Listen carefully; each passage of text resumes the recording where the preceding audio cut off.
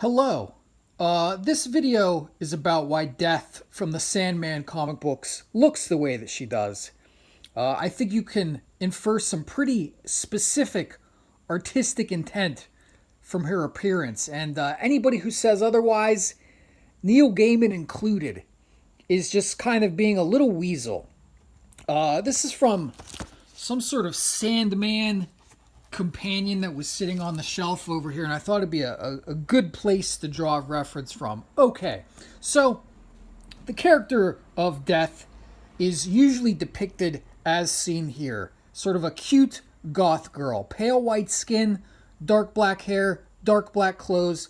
This is the way she looks 95% of the time. This is the way that most people think of the character.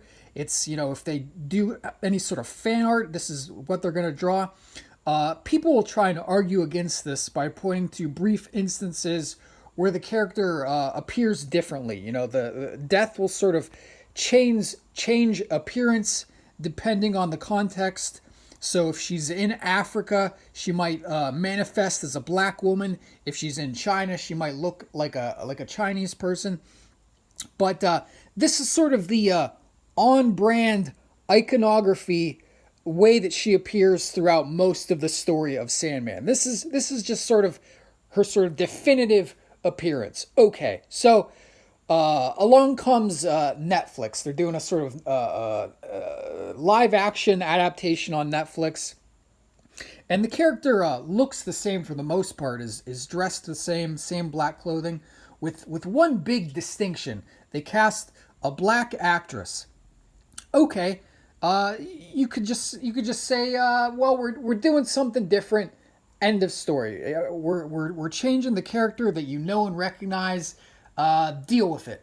Okay, you can hem and haw and complain that they changed the way the character looks, but in people's defense of this casting, they go so far as to say, well, everything about the way that the character was originally depicted was just kind of flippant and matter of fact and really has nothing else to do with the character, which is just kind of either they're being dumb or they're just kind of lying.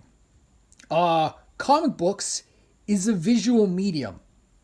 A big part of the appeal, both of this character and the book, is just the blatant sort of aesthetic appeal of a character. There's a very distinctive quality to this character here. Like, Superman is his blue tights and his red cape. Batman is his pointy ears. Death in Sandman is this pale white, almost monochrome figure. There's a lot of reasons why this wasn't just done for no reason. And whether, Neil Gaiman as the author, maybe he doesn't, I don't know, maybe he spent 20, 30 years not thinking about any of the sort of aesthetic intent or concept of the character. But I think there's a lot more going on here than just sort of whatever modern racial neurosis people are bringing to bear. Like, you got the sort of references to The Cure and Susie Sue and the Banshees, like the sort of 80s goth subculture. This isn't stuff that you have to like look for. There's pretty obvious references throughout the book. There's also, again, a monochrome character in a colorful visual medium is very interesting and striking.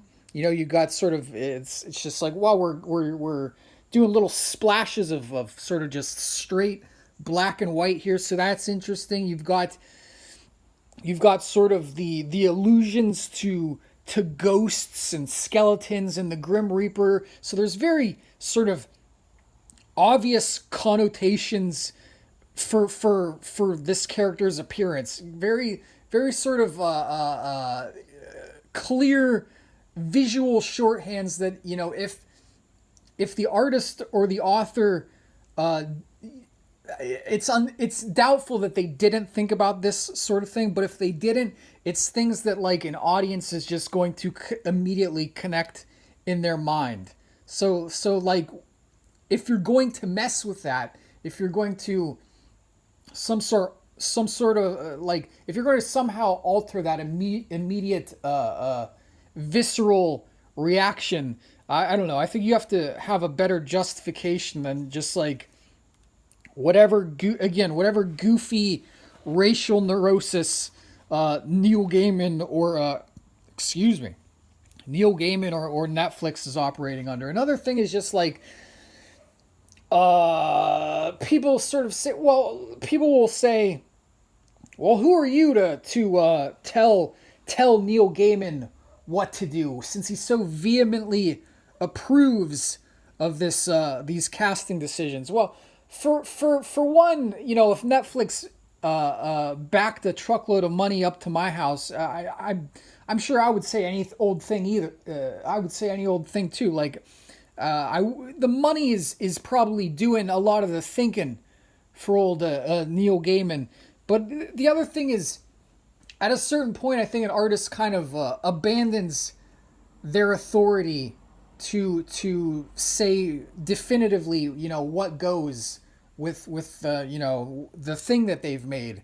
Art is already sort of a collaboration with the audience, and if you're a good artist, like the thing that you make and the way that it's interpreted should be like there shouldn't be too much deviation.